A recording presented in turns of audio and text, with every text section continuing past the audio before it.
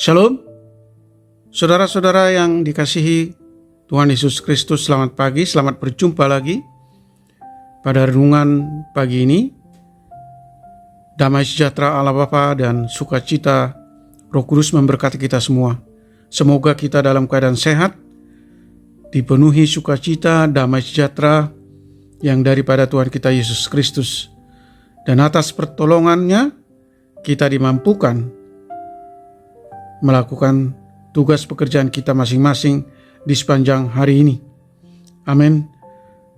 Nas renungan buat kita hari ini, Senin 23 Desember 2024, diambil dari kitab Perjanjian Lama, kitab Yesaya pasal 60 ayat 2. Dikatakan demikian, sebab sesungguhnya kegelapan menutupi bumi dan kekelaman menutupi bangsa-bangsa, tetapi terang Tuhan terbit atasmu dan kemuliaannya menjadi nyata atasmu.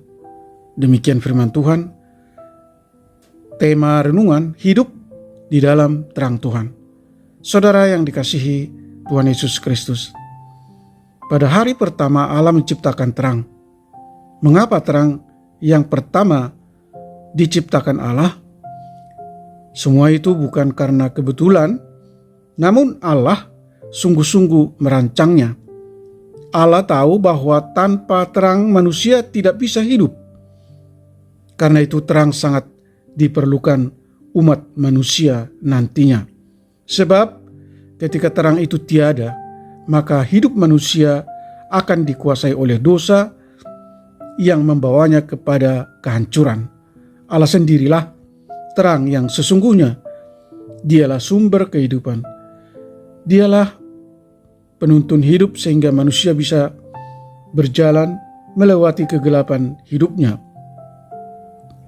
Saudara yang dikasihi Tuhan Yesus Kristus, Allah menginginkan manusia itu hidup kudus, jauh dari kegelapan.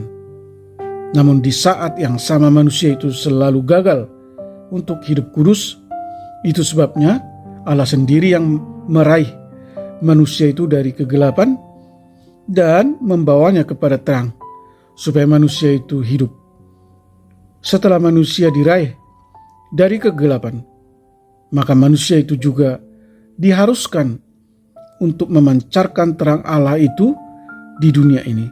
Itu artinya barang siapa yang hidup di dalam terang, maka dia pasti peduli, dia pasti berlaku benar dan adil. Hidupnya jauh dari egois dan apatis. Saudara yang dikasihi Tuhan Yesus Kristus, pertanyaannya adalah, apakah hidupmu sudah di dalam terang atau masihkah di dalam kegelapan? Jika iya, berapa besar terangmu yang terpancar di sekelilingmu? Berapa banyak orang yang akhirnya tersadar dan keluar dari kegelapan oleh karena menyaksikan terangmu?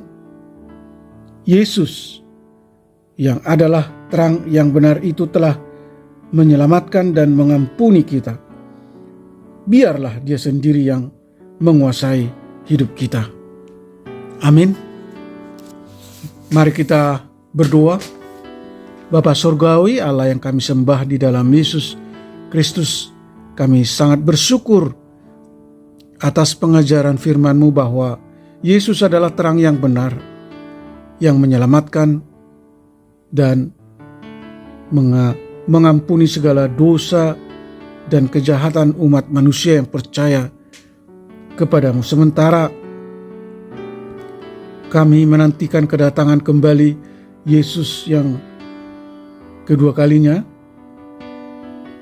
Engkau memanggil kami, Engkau menempatkan kami di tengah-tengah dunia yang gelap ini untuk menjadi terang dunia, hidup memancarkan terang kasih Kristus, sehingga orang-orang yang ada di sekitar kami terpikat oleh terang yang kami pancarkan, dan mereka menjadi pengikut Kristus.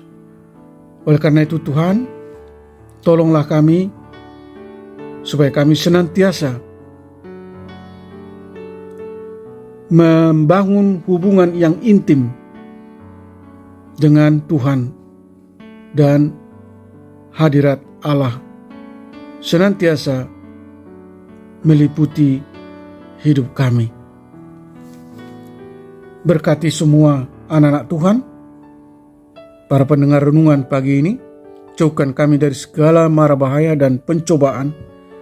Buatlah hati kami selalu haus akan firman-Mu, dan jadikan kami sebagai berkat bagi orang lain dan menjadi pelaku-pelaku firman-Mu.